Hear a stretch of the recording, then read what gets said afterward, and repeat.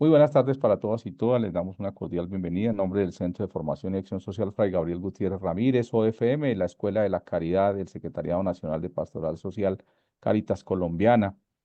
En el día de hoy, precisamente, vamos a entrar al, a un tema que tiene que ver con el ver. Recuerden que hablábamos de esos tres momentos del método teológico pastoral: ver, juzgar y actuar.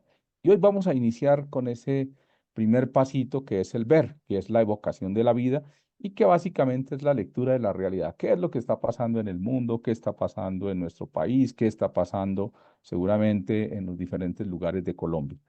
Entonces, estaremos haciendo un ejercicio, o el doctor Alfonso, que es nuestro invitado, Alfonso Insuasti Rodríguez, es nuestro invitado en esta tarde. El doctor hará un acercamiento y dar unas líneas generales. Recuerden que el tiempo tampoco no, pues esto sería casi una semana o más de un estudio de la realidad, pero seguramente que vamos a hacer un ejercicio de acercamiento a temas básicos, temas fundamentales que debemos tener en cuenta para hacer un ejercicio de la lectura de la realidad. El doctor Alfonso Insuasti es investigador de la Universidad de San Buenaventura de Medellín, es integrante del grupo autónomo Cavilando, es editor de la revista El Ágora, líder del grupo de investigación GPAT, ¿sí? Em, Ha sido fundador, yo diría Alfonso es fundador también de este Centro de Formación y Acción Fray Gabriel Gutiérrez, está dentro de las personas que siempre estuvieron desde el principio ahí al pie, ayudándonos con todo este tema de iniciar nuestro Centro de Formación Fray Gabriel. Alfonsito, gracias, fue compañero mío en la vida religiosa y bueno, hoy nos unen también los intereses, que es la preocupación por todo lo que pasa en nuestro país, eh, especialmente con un tema que nos une bastante, que es el tema de la construcción de la paz. Creo que es un tema que nos preocupa mucho y que nos une. Y bueno, básicamente, ¿qué está pasando en nuestro país? Alfonsito, bienvenido, hermano, gracias por acompañarnos. Y bueno, en tus manos quedamos esta tarde. Bueno, muchas gracias por la invitación. Y bueno, la idea para quienes están presentes es dejar unos esbozos gruesos, generales. Dice Miguel, el tiempo realmente es corto. Entonces vamos a tratar de dejar unos esbozos generales. Un ejercicio que nos permitirá también bajar esto a la realidad de ustedes, la cercana. Tienen ahí en el barrio, en la cuadra, en lo cotidiano, con la que se encuentran todos los días. Tratar de encontrar esa articulación de lo que voy a tratar de explicar de manera gruesa, de lo que nos acontece. Estamos en un mundo sumamente cambiante, sumamente cambiante. Vamos a tratar de ubicar algunos elementos de ese tránsito acelerado en el que estamos, un nuevo orden global, las crisis, una policrisis, etcétera. Entonces vamos a tratar de ubicar elementos gruesos que nos permitan tener nada de lo local, nada de lo que ocurre saliendo de la calle hacia el trabajo, del trabajo hacia donde un amigo, todos los fenómenos que vemos, nada de eso está desarticulado hoy con las dinámicas globales en absoluto. Todo está, todo tiene que ver y todo nos afecta. Entonces vamos a tratar de dejar insumos para que el ejercicio ya de ustedes sea el de tomarlos para poderlos encontrar en lo cotidiano. Estamos viviendo en ese relacionamiento permanente, tanto con nuestro entorno como con la naturaleza del entorno. Bueno, entonces, sin más, vamos a arrancar. Tiempo, entiendo que tenemos más o menos unos 40 minutos. Presento las ideas y después abrimos preguntas, ¿cierto, Miguel? Sí, sí, 40 minutos, una hora más o menos. Y ya la última media hora, los últimos 25 minutos sería como preguntas. Aquí es importante ir dejando las preguntas en el chat o tengan las preguntas. Yo creo que al final me gusta abrir los micrófonos, las que Ujú. ustedes abran sus cámaras, sus micrófonos y podamos entrar a una conversación, podamos preguntar tranquilamente. No entendí, quiero que me profundice más a esto, quiero que esto no me quedó claro. Y bueno, también preguntas que a veces pueden ser complejas, pero que igual nos ayudan con la reflexión. ¿Listo? Entonces, todos muy pendientes, muy atentos. Si en algún momento no escuchan, levantan la mano para decir no estamos escuchando, o bueno, sabe que la tecnología a veces funciona perfecto, pero a veces falla también. ¿Listo, doctor? Bien, Entonces, ya puedes presentar también, si necesitas, ahí lo puedes hacer. sí, voy a tener una ayuda visual que Bueno, después le envío a Miguel para que la comparta y también de pronto algunos videos, etcétera. Pero por ahora este es como un provocador, si se quiere. Voy a abrir la completa, me dicen entonces, ya, listo. Aquí ya está, se nota, se ve Perfecto, ya. listo, perfecto, hermano. Bien, lo primero es partir de esto. Tenemos unas categorías para la lectura del mundo. Una es que nos encontramos ante un colapso civilizatorio.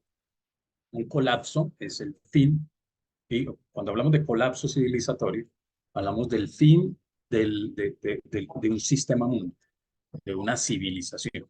Y en este caso, lo que se prevé o se presenta o se argumenta es que la generación que se formó alrededor de los combustibles fósiles, esa sociedad, esos valores, están en completa crisis, es decir, no pueden ir más porque caminan hacia su plena autodestrucción. Tenemos un colapso civilizatorio en plena ebullición y de ahí se pueden desprender los demás análisis como este. Partimos de un mundo hegemónico que también está en crisis, que hace parte de ese colapso, hacia un mundo multipolar que está emergiendo. Ya vamos a tratar de ponerle un poco más de sustento a esto del orden multipolar emergiendo. Pero aún siendo del orden hegemónico a un orden multipolar, seguimos ambos bajo un mismo sistema económico, bajo un mismo sistema de producción y consumo, que no por ahora no prevén un tránsito hacia superar la crisis o el colapso civilizatorio al cual les hablo. ¿Y de qué hablo cuando estoy hablando de colapso civilizatorio? De esa civilización, de ese mundo en el que ustedes y yo crecimos, nos formamos, y que se sustenta esencialmente su calidad de vida y sus avances, y etcétera, en la explotación, exploración y transformación de los combustibles fósiles. Somos una suerte de civilización energívora que entiende, que es un legado de la modernidad también, que la naturaleza es infinita, no lo es, pero que también podemos crecer en una escala ascendente infinita. Ya llegamos al límite y no es posible seguir creciendo en escala ascendente, pero nuestra cosmovisión no ha cambiado. Nuestra cosmovisión, nuestra formación y nuestras lógicas académicas, y las lógicas como nos forman en las universidades, por eso el Papa habla de la necesidad de un acuerdo educativo global para transformar esa lógica que no está atendiendo al freno de ese colapso civilizatorio o a las alternativas. Bien, entonces tenemos un colapso civilizatorio, ahí lo vamos a tratar de describir, y tenemos un mundo hegemónico que transita hacia un orden multipolar. Ya vamos a ver cómo eso se traduce también en fenómenos sociales que hoy nos aquejan. Lo primero, y es clave, un planeta en vilo. Tenemos cientos de informes. Aquí alcanzaré a poner algunos y relacionaré verbalmente otros que nos dicen, ya, no, esto no dio más. Y creo que ustedes y yo también lo estamos sintiendo con el calor, y quienes eh, viven en lugares fríos, pues ya parece ser que ya no son tan fríos. Y bueno, yo creo que ya lo estamos viviendo. Entonces vamos a mirar. Este es un informe de todos los años se emite este informe, sale este informe. Son organizaciones que están adscritas a las Naciones Unidas. En eso son buenas estas organizaciones. El trabajo académico científico que desarrolla. Lo malo de las Naciones Unidas, que es otra suerte otro síntoma del colapso civilizatorio, es que Naciones Unidas ya no detiene nada. No parece ser un adorno global. Dicho hasta por el mismo Antonio Guterres. Y el Papa Francisco también lo dijo en algún momento, con otras palabras, lógicamente. Habría lo que llama es a reevaluar el papel de las Naciones Unidas en el mundo. Bien, este es el panel intergubernamental. Todos los años se emite un informe, como les venía diciendo. Desde el 2023 tuvo un cambio que los medios de comunicación no registran o no hacen énfasis, que debería ser como la clave sobre lo cual estuviésemos hablando. En el 2023 el informe cambia porque los años anteriores, al menos 10 años hacia atrás, cada informe advertía y daba recomendaciones. Las recomendaciones es un lenguaje diplomático, lo que le está diciendo a los gobiernos es, ustedes deben hacer esto y deben hacer aquello para evitar una crisis climática. Entonces vamos a ver que esta crisis climática nos va a evidenciar el colapso civilizatorio.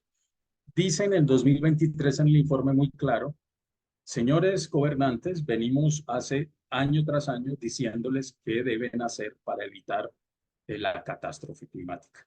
Dice, la catástrofe ya fue, ya lo que debemos hacer son acciones para aminorar las consecuencias. Ese es el cambio. Pero un cambio que pasa desapercibido, pasó de largo, se discutió en los cumbres globales, pero no hace parte como de la dinámica pedagógica de los medios de comunicación y tampoco es muy claro los procesos formativos de las escuelas, de las universidades. Lo que nos dice el informe es, ya, no hicieron caso gobiernos, no tomaron las medidas, ya esto fue. Lo que viene es cómo tomamos medidas para que las consecuencias se aminoren. Y dice paso seguido, las consecuencias las van a sentir sobre todo los países del sur, los países que tienen menos condiciones económicas y sociales, y ahí nos vamos a la historia, porque no las tenemos, también por una suerte de relación bajo la lógica colonial de explotación de los países del norte sobre los países del sur, y hay toda una lógica política. Entonces, ese elemento nos lo deja claro en el 2023. Ya entramos a una crisis, a un colapso civilizatorio, crisis climática. Hay que revertir, hay que tomar las decisiones rápidas, también lo dice, porque en este año vuelve y lo dice, decisiones rápidas para que las olas de migraciones, incluso lo llama por los desplazados climáticos, pues se puedan aminorar también. Bien, este es hay varios software y varias páginas que van midiendo la temperatura del planeta de manera inmediata. Ustedes pueden entrar allí y van a ver hoy cómo está, durante este año cómo ha estado. Y lo importante es, bueno, esto fue el año anterior. Europa todavía sigue siendo pues el centro de los informes, pero lo que ellos vivieron ya lo está viviendo África, lo está viviendo América, lo vivió la Amazonía, tuvimos, hasta ahora está pasando el efecto, la Amazonía casi que se secó una parte de la Amazonía. En Asia, pero claro, la prensa hará más énfasis en si eso pasa en Europa, pues es importante. Lógica colonial, ¿cierto? El año pasado se registraron las temperaturas más altas en junio, julio. Vamos a ver qué pasa este año. Que cuando llegue la temporada de calor, vamos a ver qué sucede. O cómo nuevamente afecta o no. Incluso secó ríos, secó fuentes hídricas y dañó los cultivos. Y eso generó graves pérdidas y importantes consecuencias en temas alimentarios, en temas productivos, en temas de transporte y movilidad, etc. Se constituyó en el año 2023 se llegó, recordemos que todos los años se celebra o se realiza, bueno, cada tanto se realizaba la COP, y entonces pues, cada vez se multiplican más, se especializan más, pero se cumple menos. Las COP son las cumbres climáticas para hacer frente a este fenómeno, pero se convierten esas cumbres en cumbres comerciales. Una gran crítica que se hace, porque no están cumpliendo su tarea, sino que se convierten más bien en unos encuentros, sobre todo corporativos, para llegar a acuerdos comerciales, para volver a implementar o volver a activar el crecimiento, que es lo que se cuestiona en últimas. Bien, y hace la cumbre de París, de estas COP que estoy comentando, se dijo, no podemos llegar a 2030 a elevar la temperatura a periodos preindustriales del 1.5 grados. El año pasado se llegó a esa fecha y era el 2030 y el año pasado se llegó. Entonces, no se están cumpliendo las medidas, no se cumplen los acuerdos y tampoco se toman decisiones en función de detener esta crisis. Aquí está el dato, el punto exacto en el que se llega a esa alta temperatura que se supone se estaba haciendo todo para no llegar a ella en el 2030. Y fue en el 2023 cuando se llegó. Es un dato porque fue un día que se registró. Eso ya es un dato importante. No debimos llegar a ese día porque ya es el inicio. Bien. Otro dato importante que sucedió el año pasado y que este año pues, el mundo estará a la espera de qué sucede los meses de junio, julio, agosto, y es el registro de la superación de la temperatura de los mares. Eran estudios rusos que se venían emitiendo, pero por ser rusos, entonces no se comunicaban. Es otro exabrupto que también estamos viviendo. Depende de quién lo diga, cómo lo diga, lo escucho o no lo escucho. Y no, si es un dato hay que hacer caso, hay que poner cuidado. Y la temperatura de los mares se elevó. Eso es nuevo, eso no se había registrado antes. Y ese registro es preocupante porque cambia la lógica de los vientos, cambia la lógica de los corrientes marinas, cambia la lógica incluso de la vida. Esto lo dice una investigadora británica tomando datos de los investigadores rusos en términos de la ola de calor marina y cómo está afectando pues, el mundo marino, que a la vez cambia las lógicas de la temperatura del mundo. Los flujos de los vientos, los flujos del intercambio de calor frío, etcétera, etcétera. Esto tiene consecuencias. Bien, aquí no lo puse, pero hay una investigación eh, que se publicó también en el 2023, que lo que hace es un análisis prospectivo. Pone variables y dice, bueno, si las decisiones se siguen tomando así, si la gente sigue consumiendo así, si la producción sigue haciéndose de esta manera, si el extractivismo sigue funcionando así, varias variables, dice, ¿qué va a suceder a tanto tiempo?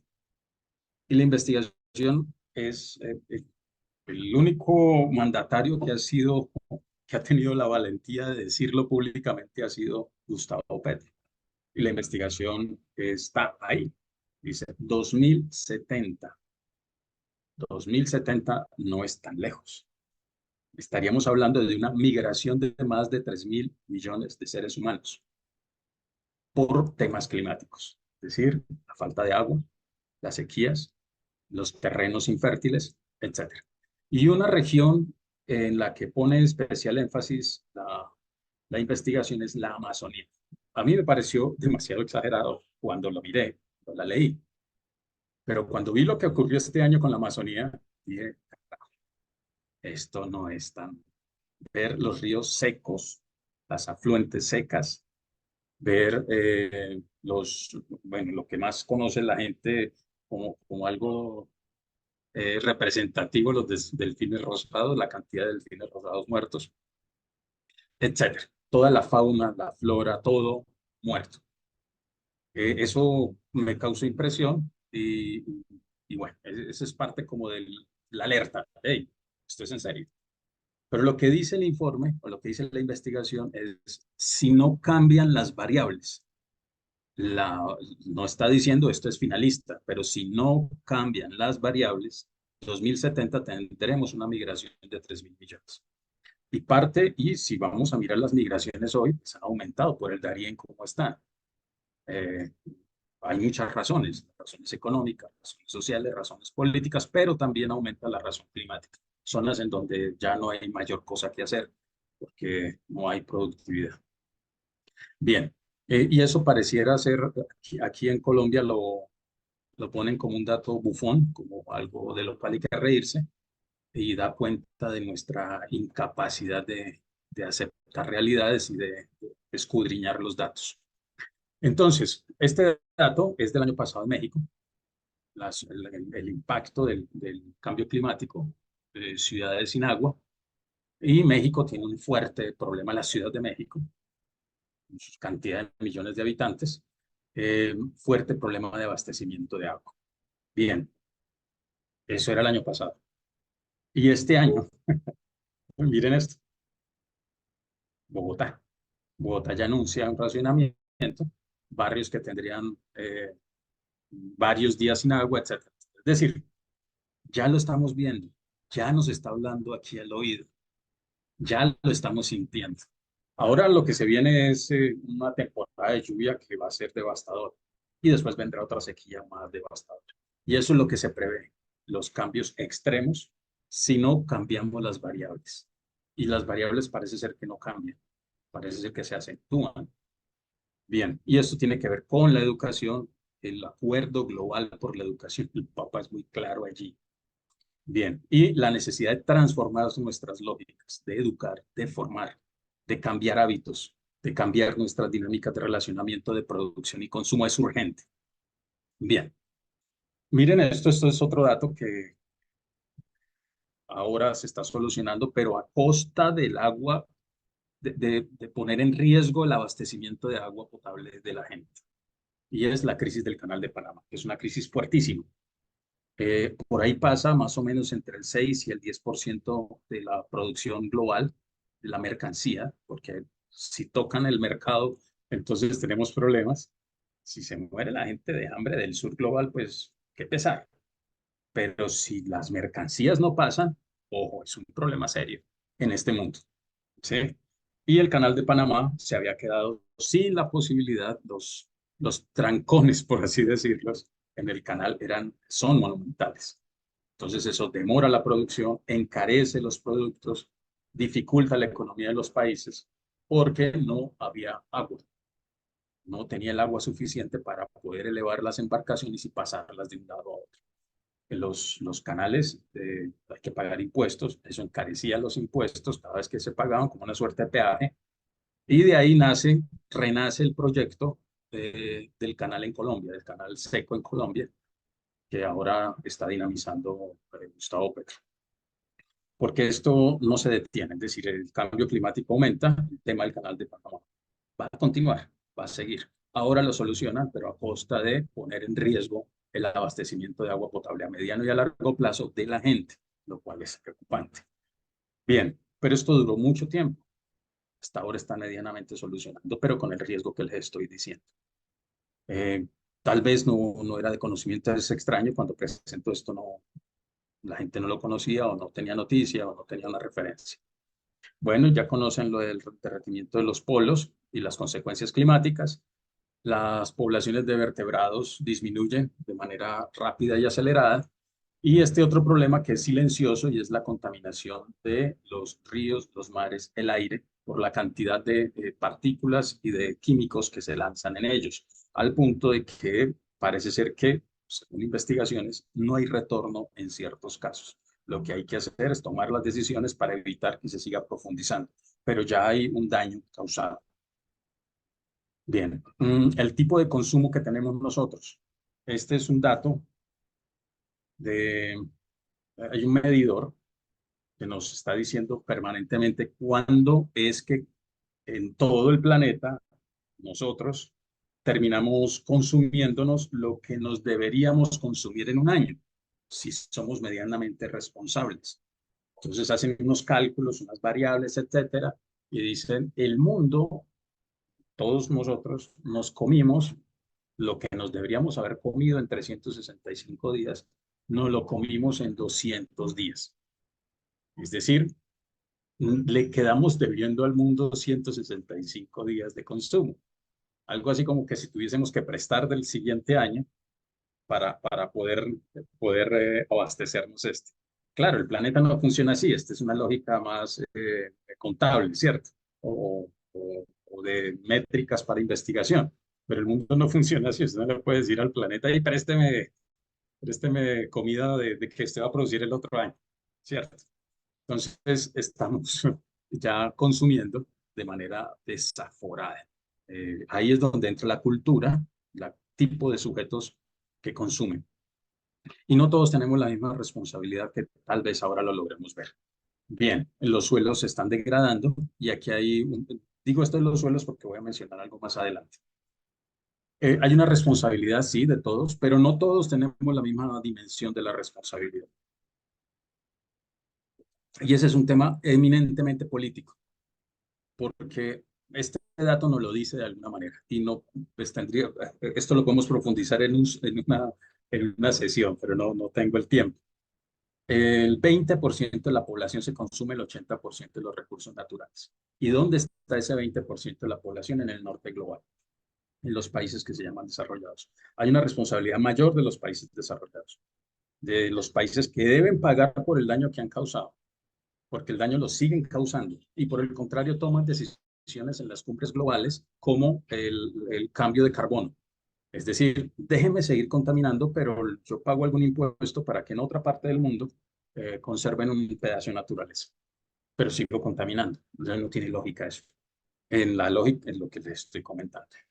Entonces es urgente pensar en otro modelo de producción y consumo, es urgente pensar en otras dinámicas de relacionamiento con la naturaleza y de relacionamiento entre los pueblos, entre las personas, entre las sociedades, lo cual está un poco en veremos, como que estamos quietos, sabemos que hay un problema, pero ¿y qué hacemos? Bien, principales emisores de CO2, lo que les estoy diciendo, no todos tenemos la misma responsabilidad. Aquí hay un dato, ya este dato incluso este año cambió, crece más Estados Unidos que se acerca a China, y China decrece un poco porque está haciendo un giro hacia la diversidad energética. Pero aquí está y es en esencia, no cambia este dato. ¿Quiénes son los principales emisores de CO2? Tenemos a China, Estados Unidos, India, Rusia, Japón, Irán, Alemania. Sí, y ahí de para allá. Pero lo que quiero mostrar aquí es que estos países son los mayores responsables. Pero hay otro asunto. En un mundo desigual como el nuestro que vamos a ver ahora, también hay responsabilidades individuales. En un mundo que pareciera ser que transita hacia lógicas feudales, porque las decisiones las toman ya personas, individuos, corporaciones manejadas por personas. Personas que contaminan mucho más que buena parte de la humanidad, que buena parte de los habitantes del sur. Todo eso está en estadísticas, está en datos, no me da el tiempo para profundizar en ello. Otro tema dentro del colapso civilizatorio es la desigualdad inmoral e inhumana e irracional. La hiperconcentración, Oxfam todos los años también emite un informe antes de la cumbre de los países ricos que se hace a principio de año siempre, la cumbre de Davos. Y nos advierte, este dato lo traigo de Colombia, hay muchos datos acá, muchos, de la hiperconcentración de la riqueza. Entonces dice, el 1% se queda con las 2/3 partes y he visto en cada año cómo va acentuándose el problema. No se toman las decisiones que se deben tomar. Entonces pasamos ya cada vez la torta que nos toca a nosotros, porque ustedes y yo estamos en el 90% de la población, el 99% no hacemos parte del 1%. Eso sí lo tengo claro.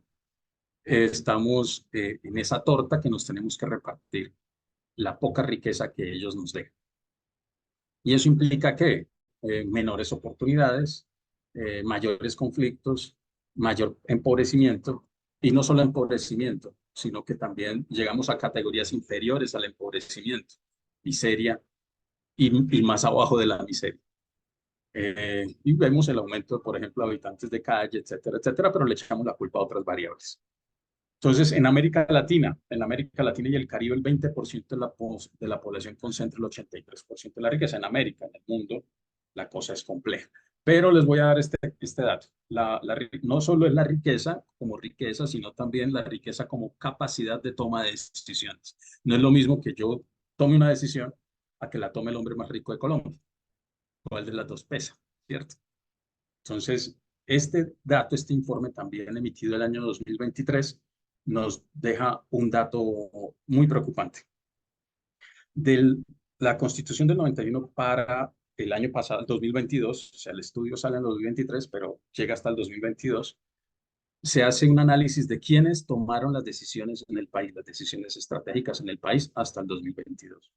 Y se encuentra que 1.281 personas que pertenecen a la élite colombiana en las últimas 3 décadas, los 30 años de la Constitución del 91, han tomado las decisiones relevantes de país, lo que permite inferir que el 0.02, ojo, en el mundo es el 1%, En Colombia es el 0,02% de la población ha tomado las decisiones y concentra el poder y concentra la riqueza. Es una vaina exabrupta. Tanto así que los estudios de Luis Jorge Garay sobre la acumulación de la riqueza en Colombia, para poder entender bien el fenómeno, tuvo que dividir la población rica en Colombia en tres categorías. Esa pequeña población de ricos no es igual tampoco, ahí también hay desigualdad. Entonces divide en ricos, súper ricos y súper, súper ricos. Tres categorías. Bien. ¿Hay soluciones para esto? Sí, sí las hay. El problema es si tenemos la capacidad social de impulsar esas decisiones. Una de esas, por ejemplo, es el impuesto del 5% a la riqueza.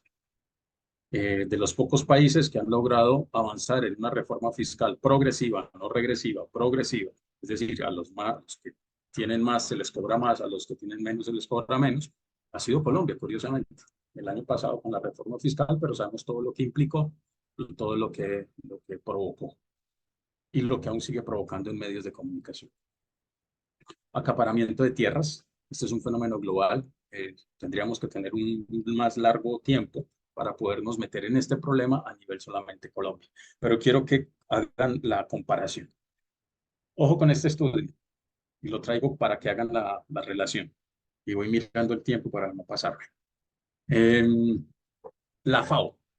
La FAO, que es la entidad, la Organización de Naciones Unidas encargada del tema de agricultura y alimentación, en sus proyecciones muestra que para 2050 seremos más o menos 9.100 millones de habitantes, todos consumiendo de la misma manera, desafortunadamente.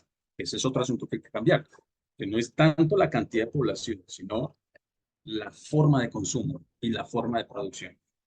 Es lo que se cuestiona. Eh, para consumir, se necesita, si esa es la proyección, que todo eso se planea, se necesitarán más alimentos, cómo se producen y de dónde se producen, se necesitarán más materias primas para los productos, el mercado, las mercancías, la tecnología, se necesitará más y más. Por lo cual, ¿qué se necesita? Se necesitan más tierras y ya no hay tierras disponibles en el mundo. Entonces dicen, claro, necesitamos, incluso este estudio dice la tonelada de alimentos, de carne, de cereales, lo dice muy claro que se necesita producir y en cuánto tiempo hasta el 2050 hace la proyección.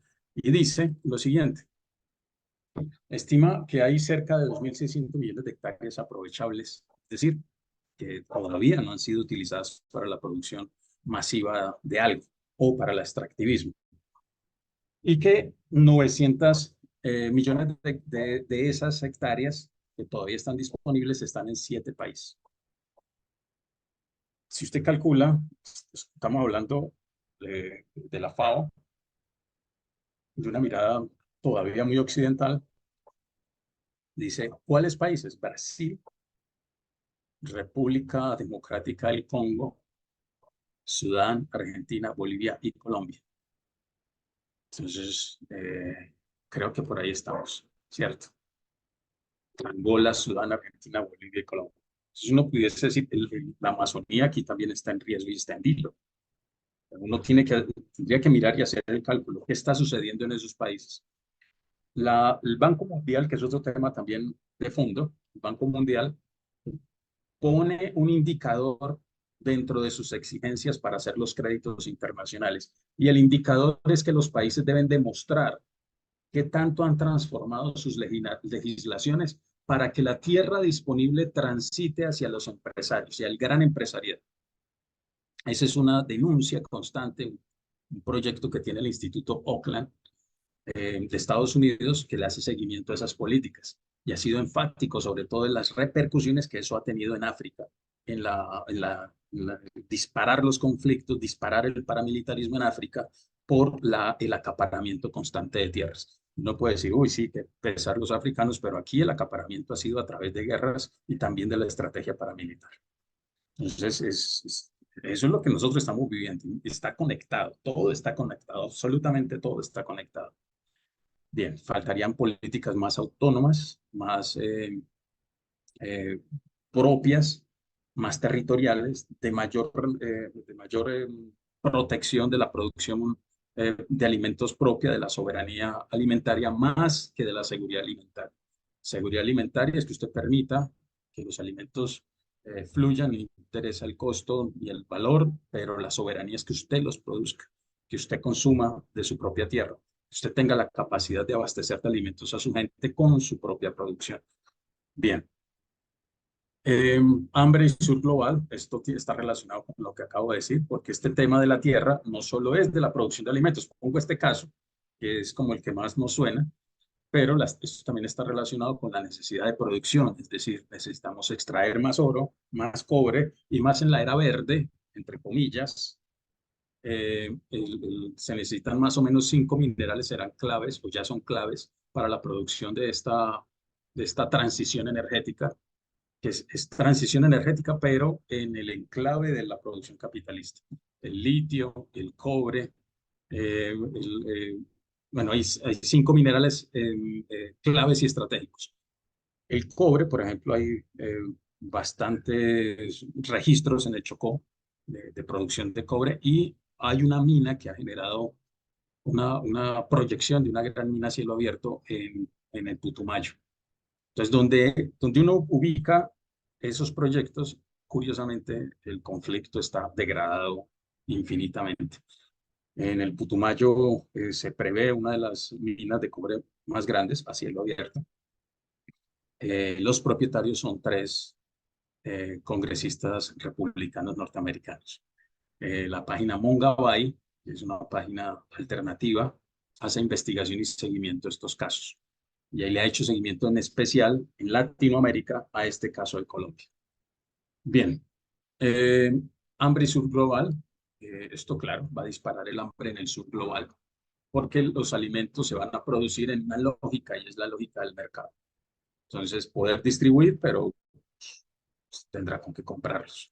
Y lo vivimos también en el crecimiento del costo de los alimentos. Ahora han ido bajando algunos por políticas que se han tomado, pero el precio de los alimentos, la tendencia es a subir. Bien, también esto tiene impactos, lo que acabo de decir de las tierras. Y tiene impactos en la deforestación, porque si se necesitan esas tierras, pues no lo puedo hacer legalmente, pero ilegalmente sí lo puedo ir haciendo. Entonces tenemos una de las mayores deforestaciones en la Amazonía del Brasil, el Congo, Bolivia, Indonesia, Perú, Colombia. Curiosamente, si usted mira la lista de los países con mayores tierras disponibles ahora que acabo de mencionar en el informe, pues aparecen y calcado. Ahí están. Es Congo, Bolivia, Indonesia, Perú, Colombia, Camerún, Laos y Malasia, Camboya. Amazonía, es impresionante la deforestación, el avance de la deforestación, etc. Bien, avanzo rápido. Urbanización global. Esta es otra tendencia y se estima, y eso tiene consecuencias, que para 2050 el 70% de la población, el problema es que era para el 2050 y ya estamos llegando a esa cifra. El 70% de la población mundial se concentra en ciudades, megaciudades y megaciudades. Es la tendencia. Pero China abastece de agua, es decir, el agua no sale de una llave, como algún niño decía en alguna oportunidad. El agua viene del recurso natural que debe estarse produciendo. Los alimentos donde se van a producir, esto se conecta con lo que acabo de decirles. Para el 2050 esta es la proyección. Y si estamos concentrados en ciudades, ¿quién va a producir los alimentos? ¿Quién hace la tarea? ¿Cierto? Bien, este es un problema que habría que evaluar permanentemente y las revueltas o las disputas o los conflictos se van a ir concentrando paulatinamente en las ciudades, en las megaciudades. Bien, nuevo orden mundial, lo que ahora les decía. Con toda esta problemática, pues nos aventuramos, el mundo occidente se aventuró a tener unas guerras que si las sumamos pudiésemos hablar de una tercera guerra, si se quiere, no en el sentido estricto de la primera y la segunda, pero sí una tercera guerra con variaciones. Es decir, hay una confrontación global en varios escenarios, en varios espacios. La disputa que causó mayor interés en algún momento fue Ucrania. Hoy baja el interés porque tenemos un genocidio en acción y en directo en Palestina, pero Ucrania continúa. Y es una disputa del reposicionamiento de las fuerzas de los países que llamamos desarrollados. ¿Quién se queda con el control? ¿Quién se queda con el control del mercado y el control de las zonas de abastecimiento de materias primas, que sigue siendo el sur global? Una suerte de una nueva neocolonización. De hecho, la Primera y la Segunda Guerra Mundial tienen mucho de eso, de distribución del mundo de la producción, el mundo de las materias primas, el mundo del abastecimiento. Y aquí también se suma una diáspora, una nueva lógica de la guerra, en donde no necesariamente la confrontación bélica es el centro. Bien puede ser, incluso ha aumentado su capacidad destructiva, pero también tiene un componente comercial, también tiene un componente fuerte comunicativo, la cantidad de mentiras, de, de engaño, de manipulación, de enfoques. Eso ahora es muy preocupante. Diríamos que el mundo se mueve a través de mentiras, entonces, pero mentiras masivas, a través de redes, del manejo de los algoritmos en las redes, a través de incluso la importancia de los mensajes y de los memes, porque ya no hay profundización en los temas, sino con lo que me diga un meme, con eso me quedo, etcétera. La verdad es un tema pendiente. Pero lo cierto es que este mundo, después de la Segunda Guerra Mundial, construyó una normatividad internacional para poner límites y dice que construir la paz global. Todo ese orden global hoy está resquebrajado. Unas Naciones Unidas que no operan, una Corte Interamericana, una Corte Internacional de Justicia que nadie le para bolas, que le dice a Israel, detenga el genocidio, que le dice, no siga bombardeando, que, y se queda todo en comunicados y en buenas intenciones. Entonces hay una suerte de ley del más fuerte, de ley del más bárbaro, ese orden global basado en normas. ¿Qué sucedió? Hay una disputa grande por el mercado, el reposicionamiento de otras potencias y de otros bloques como los BRICS. Los BRICS se han posicionado en el mundo y hoy tienen un Producto Interno Bruto mucho más alto que el del G7, que son las 7 potencias. Y ahí por ahí nos va dando la pista de por dónde va el asunto de las guerras. África hay un conflicto fuertísimo.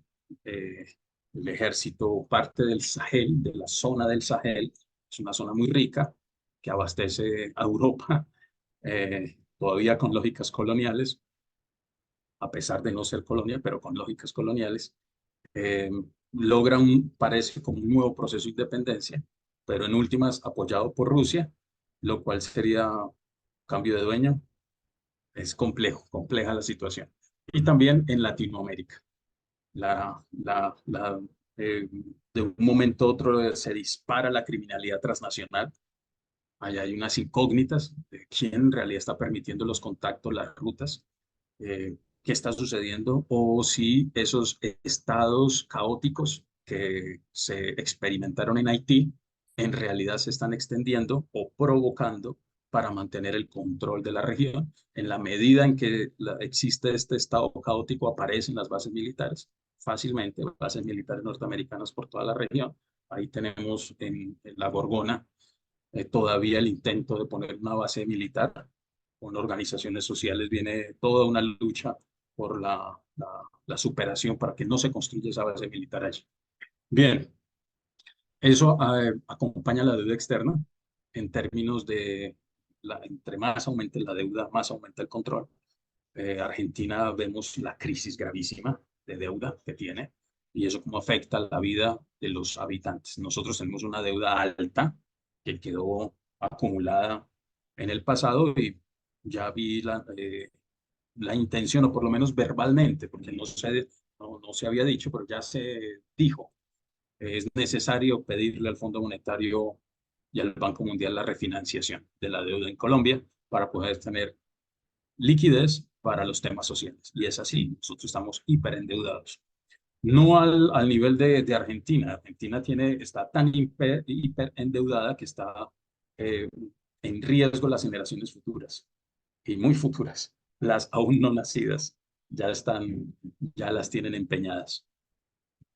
Mayor gasto militar, vuelve y juega. Esto implica mayor deuda.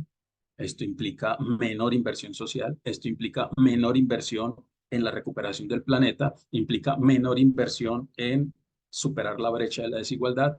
Y entre más aumenta el gasto militar, menos posibilidades de transformaciones reales. Entonces, volvemos a lo primero que dijimos, el colapso civilizatorio.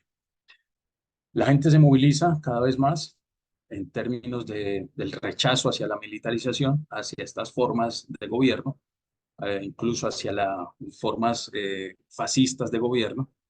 Tenemos una suerte de derechización extrema, de fascismo, que preocupa mucho en el mundo y que se va extendiendo hacia Latinoamérica poco a poco. Medios, mentiras y mundo digital, ya lo mencioné ahorita.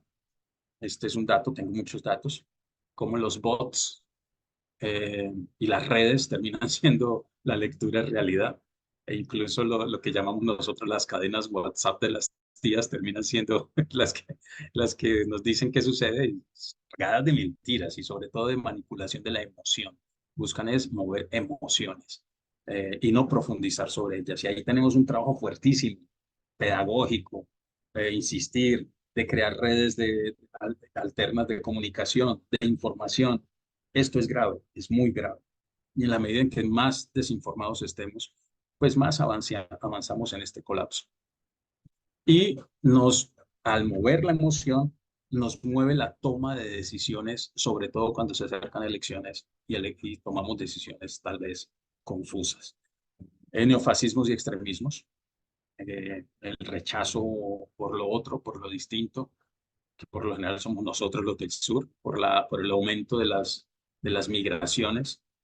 Se los decía también en el informe de 2070, que se espera una migración de 3.000 millones de habitantes del sur hacia el norte. Eso es caótico. Bien, el tiempo se me fue acabando y bueno, estas son puntadas como para abrir la discusión. Luchas sociales, pues van a crecer las luchas sociales, no hay de otra. El problema es que no tendrán algunas de estas luchas, como lo dice el informe de Berishma-Plekrov, que es una entidad que hace informes para las multinacionales de estos asuntos políticos. Y es curioso cuando sale el informe del 2023 y les dice, vean, la gente se va a rebotar, va a haber manifestaciones y estallidos sociales en todo el mundo. Ahí van a crecer cada vez más. Colombia vivió un estallido social, Chile, Ecuador, Perú, eh, en África también, bueno, estallidos sociales, por las condiciones extremas. Entonces dicen, lo que sucede es que no se pueden sostener en el tiempo porque hay una suerte de despolitización, es decir, eh, no se van a articular, no van a crear organizaciones, no van a organizarse de manera sostenida con claridades políticas y agendas políticas propias, sino que quedan como sujetos al vaivén del momento y del contexto. Entonces, esa capacidad organizativa que se tenía en el pasado, que aún existe, pero en las organizaciones campesinas, indígenas, y como las ciudades van creciendo, no hay esa capacidad en las ciudades. Las ciudades promueven sobre todo el aislamiento y el individualismo, no permiten el pensamiento colectivo, y es sálvese quien pueda, como pueda. Bien, aquí algunas manifestaciones de esos estallidos sociales y movilizaciones y exigencias. Bien, entonces dejo hasta ahí. Latinoamérica sigue siendo el continente de la esperanza, sigue siendo aún en este contexto tan dramático de colapso civilizatorio, porque en Latinoamérica tenemos las apuestas que debemos escuchar más, culturales, que nos refieren a otra manera de relacionarnos con la naturaleza, a otra manera de relacionarnos colectivamente, a otras maneras de entender la espiritualidad. Eso es muy importante y ese es central y esencial. Esa relación espiritual que nos vincula y nos mueve emotivamente y trascendentalmente con algo. En este caso, con la necesidad de transformar un mundo en crisis. Entonces, aquí se mueve la esperanza, hay propuestas, hay trabajos de defensa del territorio, hay comunidades defendiendo el agua, hay comunidades defendiendo un bosque, eh, eh, todavía desarticuladas entre sí, pero esa es tal vez una de las tareas y las apuestas, cómo lograr tejer redes en esos procesos que defienden la vida. Y defender la vida hoy es el camino. Bien, dejo hasta ahí, Miguel. Listo, Alfonsito.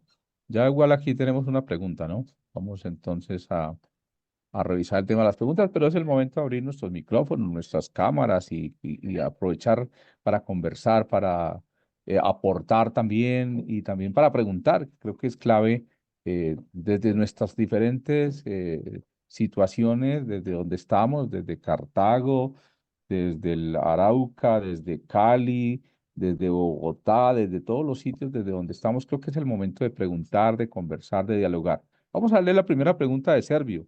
Servio dice, la polarización que vive nuestro país por el deseo de poder a nivel político ha llevado a que nuestros dirigentes se olviden del problema ambiental. ¿Qué hacer desde la escuela y desde la iglesia? Bueno, cuando hablamos de la escuela es desde aquí, desde este ejercicio que nosotros hacemos. Esa es la primera pregunta, Alfonsito. Ah, bien, de una o por bloques. Sí, si quiere de una y luego abran sus micrófonos y pregunten, o sea, aprovechemos el espacio para conversar. Tenemos aquí a Alfonso, hay que aprovecharlo al máximo. Entonces, tengan sus preguntas mientras él nos responde esta primera. Bien, uno de los problemas serios que tiene esta colapso civilizatorio es que no hay una respuesta, pero nosotros sí tenemos respuestas plurales y hay que activar la escucha en las comunidades indígenas, comunidades negras, las comunidades campesinas, lo vienen haciendo desde hace rato. Hay que activar más la escucha y la escucha activa en las comunidades. En el caso de nosotros los urbanos, o al menos desde mi experiencia, es mantener unas lógicas comunicativas y de formación activas. Desafortunadamente, la lógica del mercado captura, las lógicas de la inmediatez capturan rápidamente. Pero podemos crear también a través de esos mecanismos sistemas de comunicación que permitan acercar a las personas a la información. La conciencia se gana de manera permanente y ahí tenemos un reto enorme. Formación, talleres, encuentros, grupos, trabajo, insistir permanentemente en ello y escuchar y ver, que también lo insistimos en los procesos de investigación, y es poder entender, comprender, asimilar cómo las comunidades lo vienen haciendo. Muchas de esas respuestas están en América Latina. Cómo las comunidades indígenas han logrado defender su fuente de agua, cómo las comunidades negras han logrado defender su colectividad, cómo han logrado defender sus valores, cómo han logrado defender su producción propia, cómo han logrado sobrevivir. Y por ahí vamos encontrando tips y que los jóvenes puedan acercarse a esa información también y que expresen también, porque tienen una creatividad enorme en la medida en que se los permitamos. Bien, ese dejaría por ahí. Muy bien. Arturo, Bueno, buenas noches, Miguel. Bueno, yo tengo primero felicitar al doctor que nos ha acompañado hoy por habernos puesto un escenario, Alfonso no es el nombre, habernos puesto Alfonso. un escenario complejo, pero de una realidad cruda y que nos hace un llamado muy interior, muy interno. Entonces cuando él plantea todo esto, parece que se perdiera la esperanza, pero igualmente nos dice que la esperanza está en el sur global y parece mentira de que el sur global, hay muchos países marginados con tantas dificultades y con pocas posibilidades, seamos la esperanza de transformación para todo lo que está pasando. Cuando nos toca el tema del derecho internacional humanitario, el tema de los derechos humanos que se ha convertido en algo meramente formal, porque los actores que están amalgamados para defender esos derechos colectivos en los diferentes territorios y países, no existe ningún tipo de acciones. Entonces uno ve que prevalece lo económico y prevalecen los intereses por encima de la parte humana, del humanismo ese que tocaban en la segunda sesión, que no pude participar, lo que es el humanismo social, que es el que nos va a salvar, pero también nos coloca en un contexto de efecto mariposa en la respuesta que nos da y nos dice: tenemos como retos y desafíos la participación ciudadana y comunitaria. Hay que formar desde la participación ciudadana y comunitaria, con incidencia, porque también nos plantea que el tejido social está fraccionado, que faltan bases organizativas. Entonces, que no hay respuestas claras frente a esto. Entonces, nos toca hacer acciones para encontrar un camino. Y cómo vemos cómo los grandes países no dan respuesta seria frente a los compromisos que se hacen para el tema de la protección ambiental, de todo eso. Entonces, nos toca una presión desde los territorios. ¿Cuál es el rol del ciudadano de a pie en el sur global, en los territorios marginados, en nuestras comunidades, para realmente construir un tejido social de incidencia que transforma y que incida? Porque él dice que todo está conectado y realmente todo está conectado. Lo que hagamos en el territorio puede incidir a nivel global, pero ¿cómo lo vamos a hacer? Entonces yo sí pienso y quiero encontrar desde la experiencia práctica que él tiene, cuáles serían para nosotros esos casos puntuales desde el territorio y de lo que hacemos con esa comprensión de las diferentes organizaciones de base, para plantear unos planes de acción que nos permiten ir construyendo poco a poco eso que el mundo hoy nos reclama, que es la protección ambiental y una respuesta y unos nuevos modelos de producción mucho más humanos y mucho más sociales, donde prevalezca la vida y la dignidad humana como tal, como referente creativo y fundamental. Entonces, es una reflexión, pero también unas preguntas. Sí, es una reflexión, una pregunta y una respuesta, Sí. porque ahí hay bastante información. Bien, lo que te comprendo, que está bien, es cómo puntualmente, voy a poner un ejemplo, hay cosas que nosotros no vemos, pero están ahí permanentemente. Un ejemplo básico. Cuando sucedió la pandemia, al menos nosotros, acá estoy en Medellín, en un barrio popular, las tiendas de barrio, Don Juan, Doña María, fueron claves para que la gente y todos nosotros sobreviviéramos y tuviésemos abastecimiento. Y también fueron claves, y aún lo son, porque son puntos de información.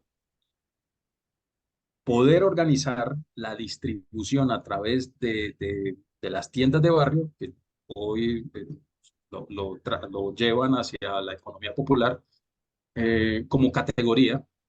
Brasil tiene una política sobre economía popular, Bolivia la tiene, Ecuador algo lo tiene, los dos últimos gobiernos la desmontaron. Puede ser una ruta.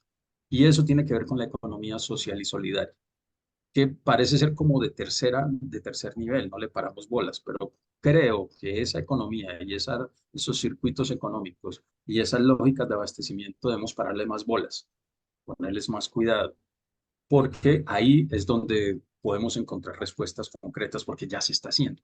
Ya lo estamos haciendo casi que de manera eh, eh, expresa, ahí está. Es cómo aprendemos, cómo sistematizamos, cómo le metemos un poco más de ciencia al asunto, sin demeritarlo, sino asumiendo. Entonces, por eso activar la escucha, esa es una.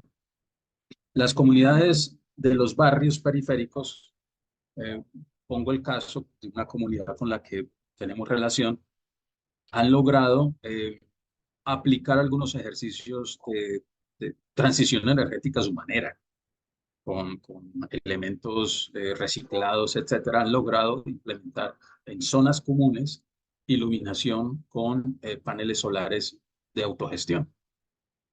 Claro, ahora están mirando como opción la propuesta del gobierno de las comunidades energéticas, que les parece muy interesante acercarse a esa propuesta. Es la primera vez que se habla de eso. Hay comunidades como en Arauca que han logrado eh, crear sus acueductos comunitarios. Hay posibilidades de prestar los servicios de público, privado y mixto. Y el mixto no necesariamente empresa privada, sino organizaciones comunitarias. Eh, Prestación de servicios mixtas. Hay experiencias interesantes. Algo así como en el Medellín serían las empresas públicas. En Arauca es una empresa mixta. Entonces, sí hay posibilidades, sí se puede. Tenemos que aprendernos a leer mejor desde abajo. porque parece ser que también hay una suerte de colonización, las respuestas deben venir de arriba y de lejos, ¿no? Acá podemos potenciar lo que ya tenemos, lo que hemos experimentado, lo que hemos avanzado y empezar a conectarlos y convertirlos también en política pública, como un nivel, o seguir en el fortalecimiento de las autonomías, de algunas autonomías territoriales y de algunas autonomías que ahora tendremos que repensar y que tendrán que surgir urbanas. Muy bien, preguntas. ¿Quién más va a preguntar antes de leer las que están en el chat? Perfecto, Ricardo. Bueno, buenas noches. Disculpen que acá la señal, el internet está como mal. Si se corta, la escribo. Quería compartir un poco, ya que hablo del estallido social en varios países y la imagen que tengo es como mucha presión por todas esas circunstancias sociales y económicas que muy bien nos ha expuesto. Pero, ¿qué fue lo que pasó? Porque pareciera como si fuera una olla express que salió un poco de la presión y vuelve y cae, porque no se entendería si era un tema económico, si era un tema social. Ahora tenemos gasolina muchísimo más cara, tenemos situaciones, la reforma tributaria, y por qué el estallido social no siguió.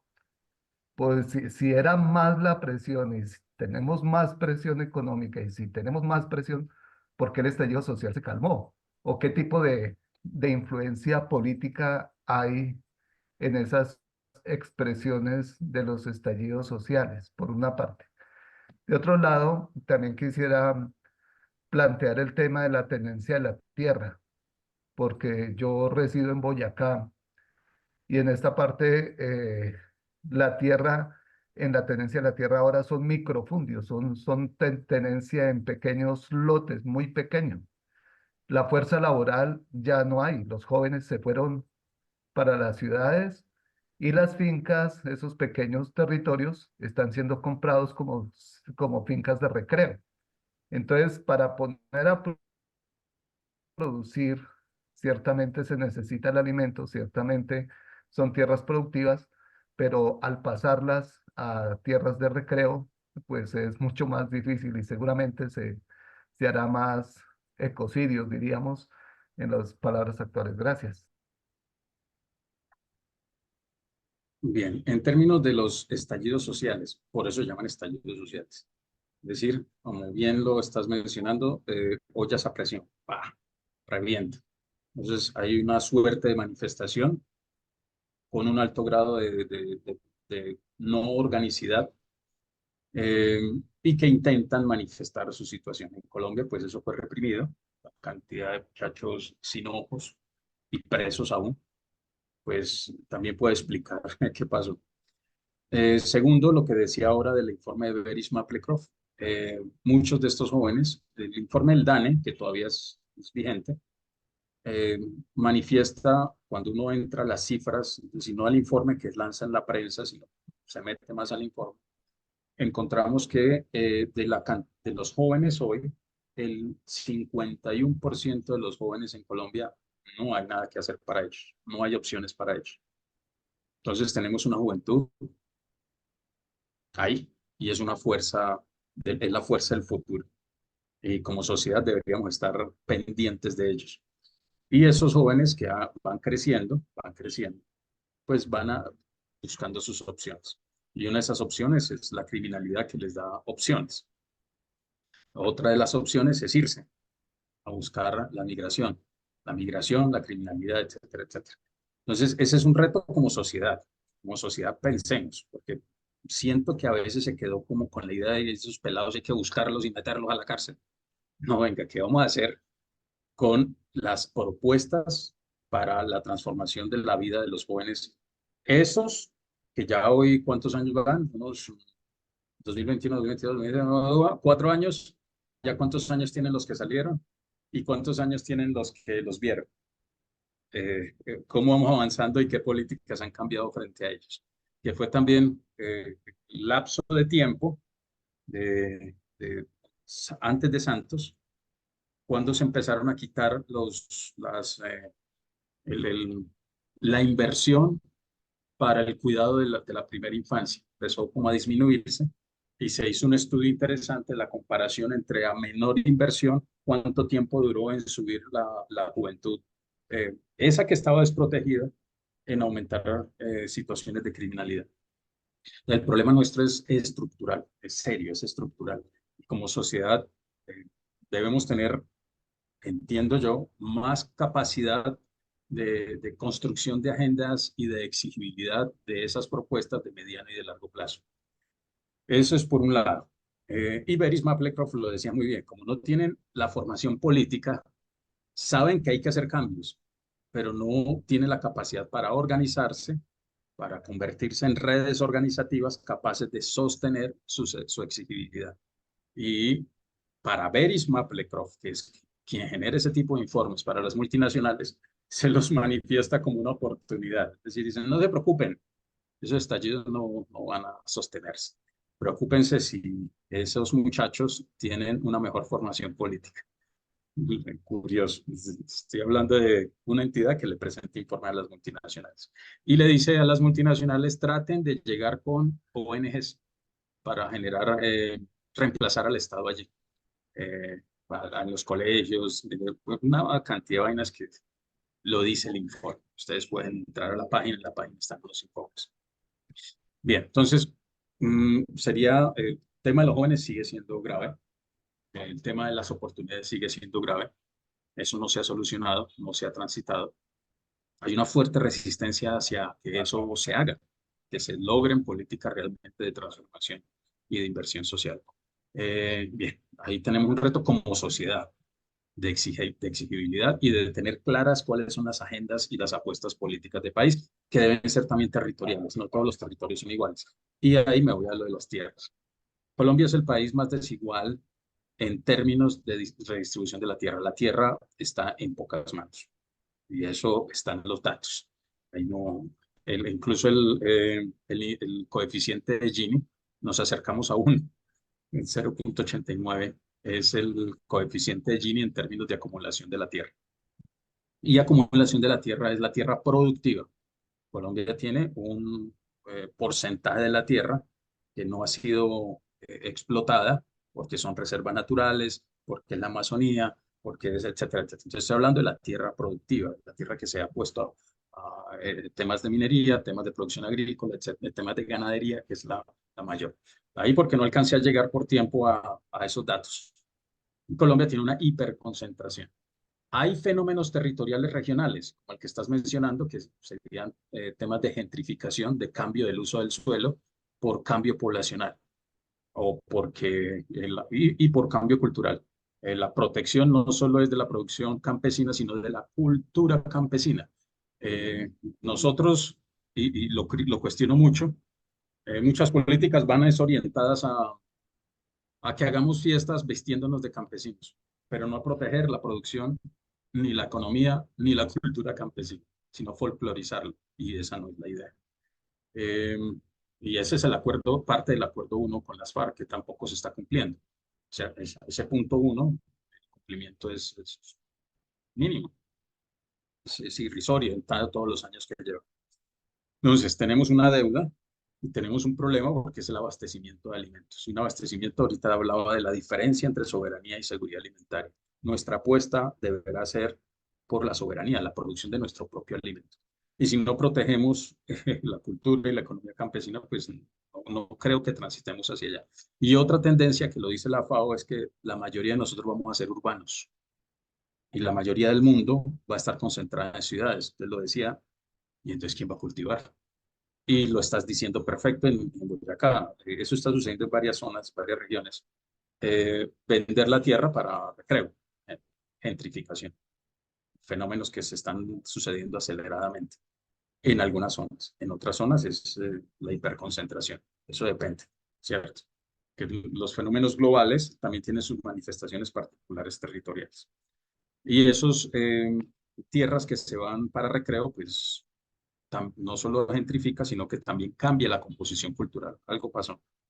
¿Ve? ¿Por qué se apagó? ¿Aló? Ya. No sé qué le dice que se apagó. la composición territorial y la composición cultural. Por lo menos en Medellín, cuando se dan ese tipo de cambios, también se da un cambio e incluso de consumo de estupefacientes, de cambio cultural que es a veces por lo general negativo. Bien, dejaría hasta ahí. Eso es para profundizar, para conversar harto. Listo, hermano. Ahí voy a recoger las últimas tres preguntas que hay ahí. Entonces, dice, no entiendo cómo el 0,02% toma decisiones en nuestro país, en qué sentido en el tema económico. ¿Podría hablar un poco más sobre el canal seco en Colombia? No sé a cuál canal se refiere. En un país capitalista se sobreentiende quién tiene más recursos, manda e impone sus condiciones. Serían como esas tres preguntas para hacer el cierre en esta tarde. No sé si alguien tiene otra pregunta antes para que la recojamos de una vez. Y perfecto, Roberto. Robertulio, abre el micrófono, Robertulio.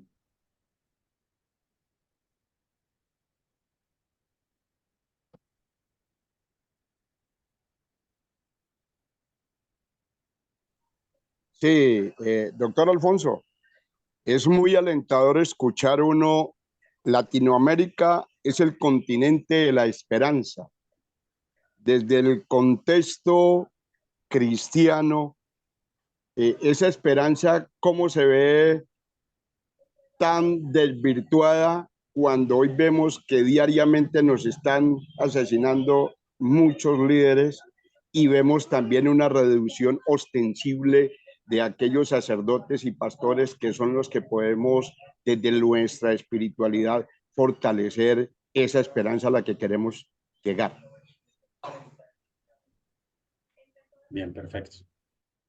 De la primera pregunta del 0,02%, ese es un estudio que salió el año pasado, genera varias variables. Una de esas variables es el componente económico, la otra es quiénes ocuparon los cargos de toma de decisiones, ministerios, eh, presidencia, ubican cargos donde se toman las decisiones y qué decisiones se toman.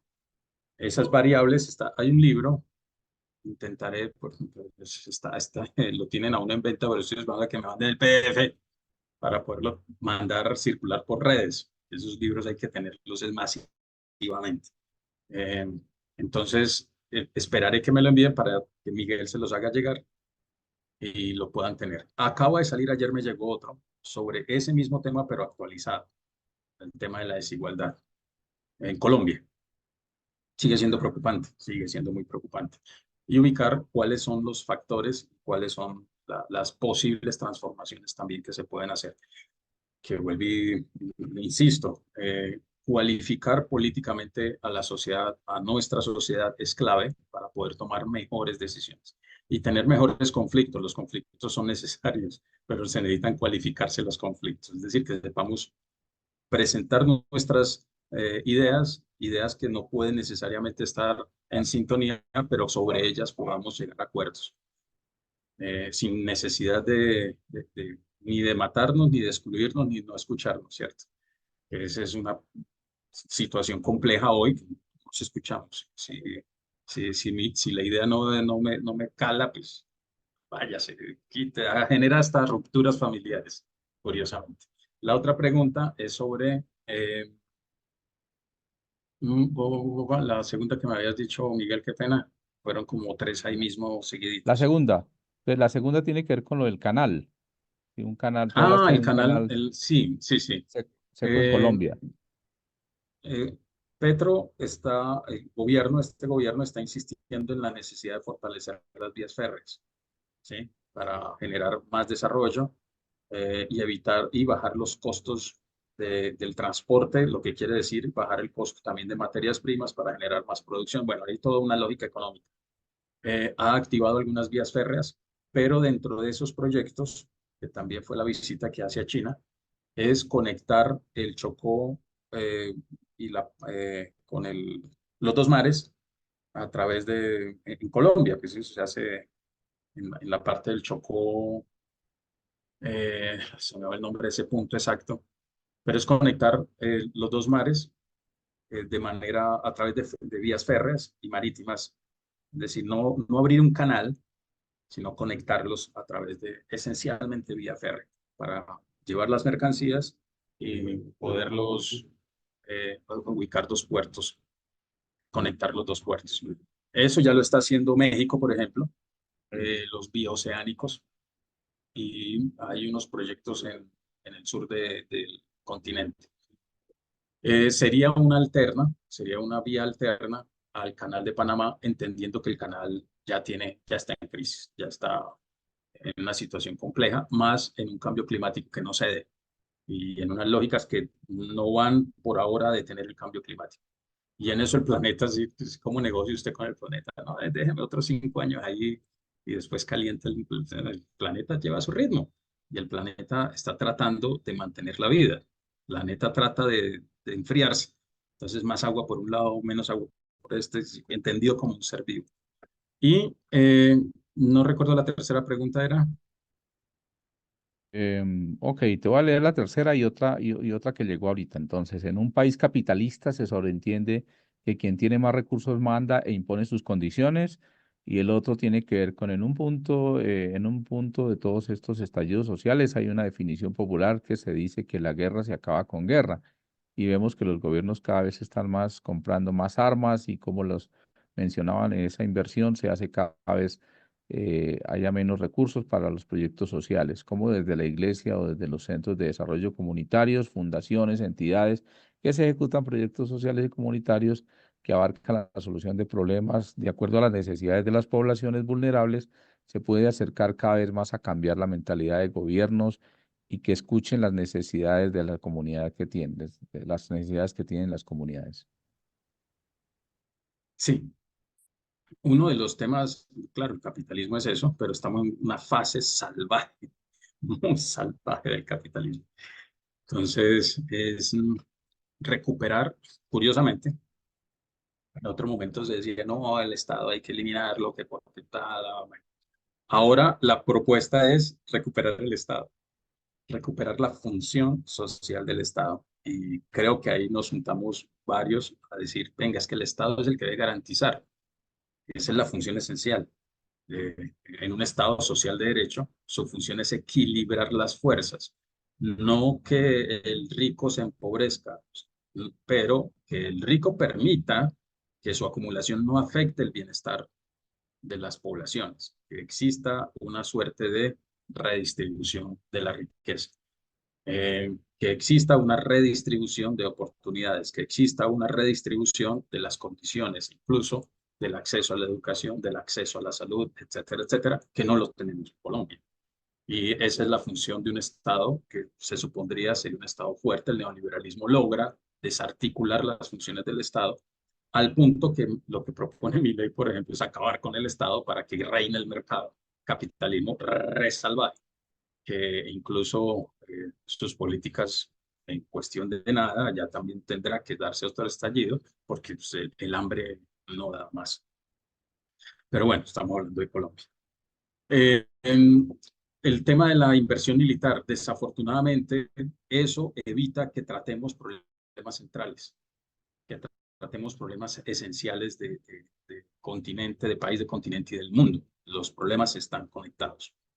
Entonces, requeriríamos poder transitar hacia un modelo económico, posiblemente podría ser basado en el cooperativismo, basado en la articulación de estrategias autónomas de mercado, etcétera, puede ser, o una mixtura. Hay varias opciones, lo que pasa es que no se escuchan o al menos no se potencian. Entonces, bueno, y de la iglesia siempre ha tenido una propuesta interesante frente a la desmilitarización. Y me he encontrado con una red importante latinoamericana que trabaja por la desinversión militar. De hecho, la semana pasada hicimos un encuentro internacional, Congreso Internacional de Neutralidad, para exigir a los gobiernos, a través de varias acciones, eh, limitar o desvincular, en este caso, a Colombia de su relación con la OTAN. Clave eso. No podemos estar jugándonos la vida tratando de solucionar y caminar hacia una paz territorial con una estructura que nos lleva siempre hacia la guerra y hacia una confrontación global. Entonces ahí, bueno, Lo que digo es que sí hay ejercicios que están otra vez brotando y que la iglesia ha sido fuerte, por lo menos la que yo conozco, incluso en acciones directas, por ejemplo, en la base de Manta en Ecuador. Correa después cierra esa base militar y ahorita vuelve y aparece. Y no solo una, sino con otra en el mar. Está en una isla, bueno, hay una isla en Ecuador donde ya se instaura una base militar gringa, lo cual es nefasto porque lo militar, la acción militar, es una de las acciones más contaminantes del planeta. Entonces, si estamos hablando de salvar la vida, de cuidar el planeta, pues multiplicar la militarización por ahí no es la ruta. Solo con ese argumento, es la mayor actividad contaminante en el mundo es la actividad militar. Y la actividad militar norteamericana, por tanto, es la mayor contaminante en el mundo. Y el compañero hablaba sobre América Latina, continente de la esperanza, sí, sí, sí, sí. Lo que sucede es que tal vez nuestros medios de comunicación, o bueno, debemos fortalecer medios alternativos de comunicación. Hay unos procesos extraordinarios en Argentina defendiendo de forma aguerrida la vida y la naturaleza y el agua en toda la comunidad del Biobío. Con ellos tengo una comunicación frecuente. Lo mismo en Argentina. En Brasil hay unas experiencias extraordinarias de trabajo con comunidades indígenas, de defensa de su cultura. En los territorios urbanos de alimentación y educación. Habría que hacer todo medios de comunicación que nos permitan ver eso y ver que desde el sur global sí se están haciendo cosas.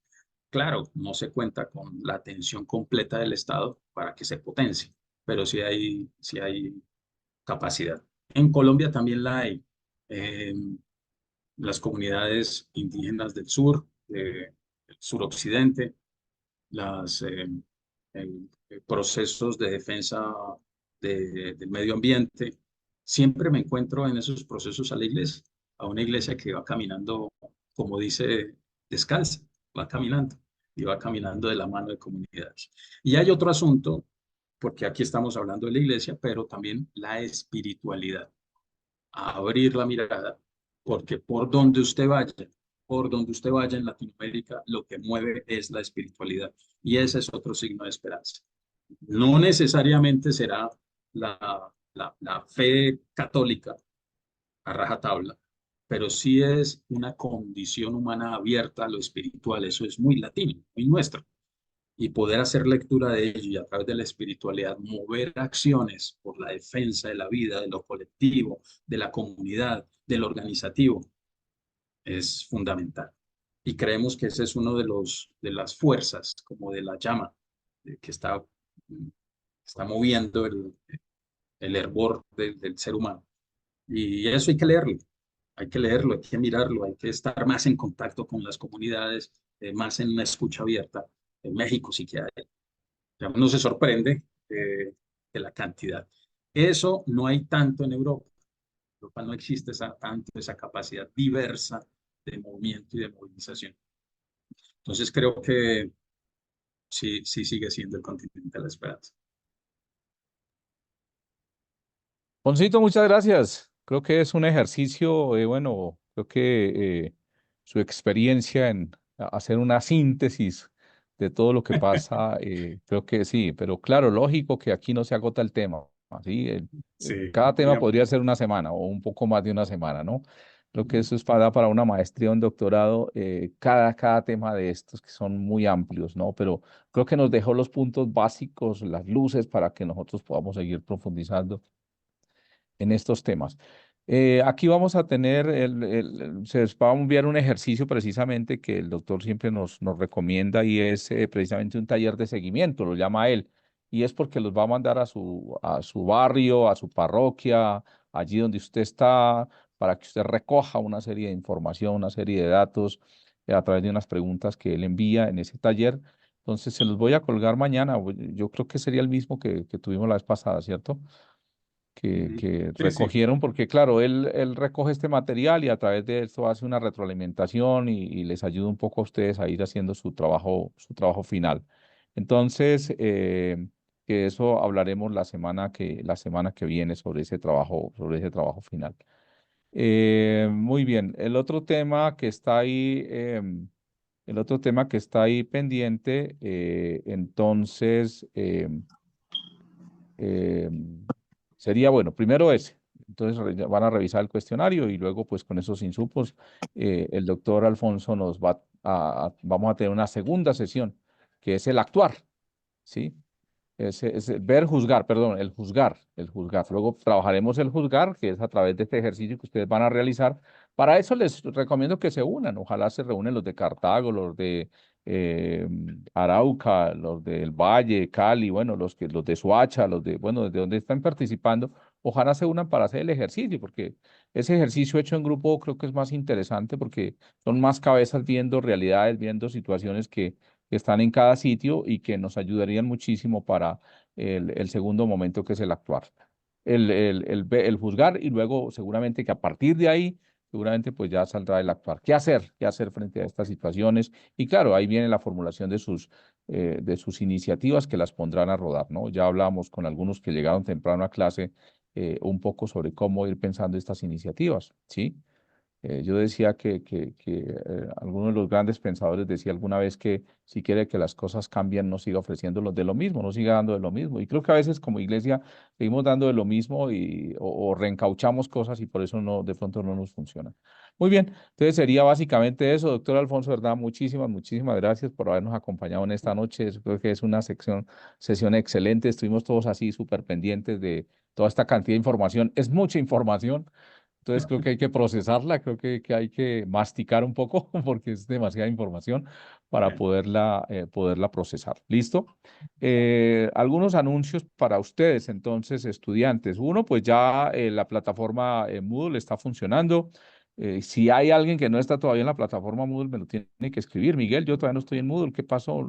Porque pues, si ustedes no me dicen nada, yo pienso que ya todos están ahí inscritos.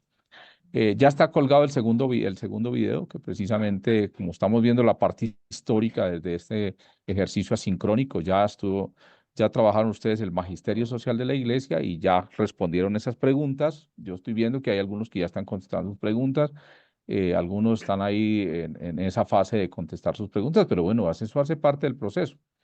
Eh, Recuerden que esto está abierto todo el tiempo. Se puede entrar a la hora que desea, sí, 2 de la mañana, no puedo conciliar el sueño, métase a Moodle y haga la tarea. Sí, vea el video y haga la tarea. Sí, no, es que no puedo conciliar el sueño. Pues ahí es el momento de meterse al Moodle y hacer su tarea. Ya está colgado el segundo video que tiene que ver con el Papa León XIII y la Rerum Novarum. Entonces también espectacular. Es media horita de video, usted lo ve, lo toma nota y al final responde 3 preguntitas que son supremamente sencillas. Muy bien.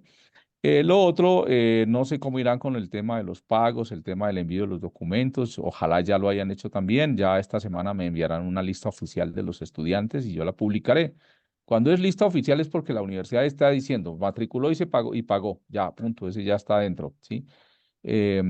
Porque claro, finalmente, pues, creo que estamos demorados un poco en ese proceso y ojalá agilicemos porque eso ayuda sobre todo a ellos que están allá en la parte administrativa a que eso funcione bien. Si alguien tiene dudas, que no tengo información, yo les colgué en el grupo, por favor, en el grupo de WhatsApp. Si ustedes se salen de ese grupo, pues quedan desinformados totalmente, ¿sí? No se den de baja o al no ser que usted diga, Miguel, no voy a tomar el diplomado, me voy de baja porque no puedo, porque realmente el tiempo no me dio, realmente no he podido concentrarme a hacer los estudios, a ver lo que hay que hacer, o no cuento con el tiempo Miguel, necesario, o qué otras cosas. ¿Sí? ¿Alguien tiene preguntas? sí, Miguel, no sé si me puede enviar el celular de Mariana nuevamente porque al fijo no me he podido comunicar con ella. Eh, sí, normalmente tienen que hacerlo por correo electrónico, porque por política de la universidad no puedo dar celulares ni de Ah, profesores. Sí. al correo de ella. Sí, sí, escríbale al correo. Ustedes tienen el correo de ella. Sí, por favor, todo lo que sea al correo de ella. Mira, yo soy fulano de tal, estudio el diplomado del ABC del pensamiento social de la iglesia, porque es que la universidad tiene muchos diplomados Y si usted le escribe, yo Sí, estoy estudiando un diplomado, la gente no, dice que ya estoy listo, matriculado, pero le envié el recibo de pago y no no me te ha responde. contestado nada. Entonces Ok, quería saber, no, dile. Reitera, comunicarme con él. reitero, pues dando alcance al correo anterior, por favor, necesito que me responda que recibió, pues que ya tiene el recibo en su mano. ¿Listo? Eso todo es importante hacerlo y hágalo a través de ella. No sé quién tenga alguna pregunta. Camilo Páez dice que no está en el grupo de WhatsApp. Camilo ya se hizo, si no está se inscribió en la plataforma de la San Buenaventura, ahí hay un enlace, lo que pasa es que ese enlace ya se cerró. Entonces no sé si es que de todas maneras, deja, yo tomo nota aquí, Camilo Páez, perfecto. Voy a anotarlo aquí, Camilo Páez, para revisar el caso tuyo, a ver qué es lo que está sucediendo. Gracias. Listo, Camilo. Creo que tú estás por parte de la pastoral universitaria, creo que es. Sí, sí, así es. Listo, hermano, listo, Camilo. Dice, yo no tengo acceso a Moodle, listo. Porfa, escríbanme al correo, al correo. Entonces, el correo se llama Centro FR Gabriel. Ahí se lo estoy poniendo en el chat. Gabriel, arroba franciscanos, espérate, .org.co. Por favor, centro frgabriel arroba franciscanos. A ese correo escríbame, por favor. Sí, los nombres, el número de cédula y Miguel, yo no estoy en Moodle porque yo lo que hago es reportarlo a Cali para que lo suban, ¿sí? A la plataforma. ¿Listo? Los que no estén en Moodle, por favor, háganlo, ¿sí? Miguel, por favor, mi nombre, mi número de cédula, porque eso es lo que pide la universidad para poderlo inscribir. Sus nombres, apellidos completos, número de cédula y curso que está tomando, diplomado del ABC del Pensamiento Social de la Iglesia, para que lo suban a Moodle. ¿Listo? Sin esos datos no lo van a subir, entonces, por favor, ayúdenme con eso y para que las tareas igual van a seguir abiertas. La plataforma no se va a cerrar en ningún momento. Ya están abiertas 2 semanas, 2 tareas, entonces esas siguen abiertas. Yo voy a tomarme en 15 días la revisión de todo lo que vaya ahí. Entonces, no esperen a que pasen los 15 días para decirme, Miguel, ¿por qué me aparece cero? ¿Sí? Porque yo entro a calificar y el que no encuentro nada pongo cero, ya, ¿sí? Pero ese no es el tema, ese no es el tema. Creo que aquí lo más importante es motivarnos, ver los videos, contestar las preguntas, conversar. Pues eso creo que es. No quiero alargarme más en esta noche. Felicitarlos por su participación, por sus buenas preguntas. Alfonsito, un aplauso ahí para nuestro profesor en esta noche. Muchas gracias, de verdad, excelente ese trabajo. Y también vamos a, vea, más aplausos para Alfonso. Excelente, mire todos, excelente. Bien, hermano, gracias. Creo que eso este es un tema clave porque es que nosotros tenemos que ir haciendo este ejercicio de lo que está pasando en el mundo junto con la doctrina y con todo lo que estamos estudiando. Y también va una felicitación para todos los estudiantes. Sí ven que cuando ustedes entran a dialogar, a conversar, a abrir sus micrófonos, a preguntar, la sesión es máxima, ¿sí? De lo contrario, uno piensa que prenden el teléfono o el computador y se van. Entonces, no, ¿sí ve? Estamos ahí conectados, estamos preguntando, estamos interesados. Francisco me lo decía ahorita cuando llegó, estoy súper entusiasmado con el diplomado. Entonces, qué rico que nos vayamos entusiasmando, que nos vayamos metiendo y entonces cada vez los temas nos van llevando a conectarnos mucho más y a pensarnos como país, pero sobre todo a formarnos en el pensamiento social de la iglesia y a buscar las respuestas que está necesitando nuestro país. ¿Me regalan sus cámaras, por favor, si pueden? Gracias. Muy amables, muy amables, muy amables, muy amables. Excelente, eso es. Sí, es que algunas personas todavía no las conozco. Entonces, qué bueno que los pueda conocer. Eso, muy bien, excelente. Gracias. Sus cámaras, por favor. Gracias. Eso es. Todos los que puedan abrir sus cámaras les agradezco. Bueno, y les pido una sonrisa. Yo sé que después de ese calor tan macho que hizo hoy, ese cansancio, pedirles que sonrían, eso es como teso, pero bueno. 1, 2, 3, regálame la sonrisa. Gracias. Excelente, sí.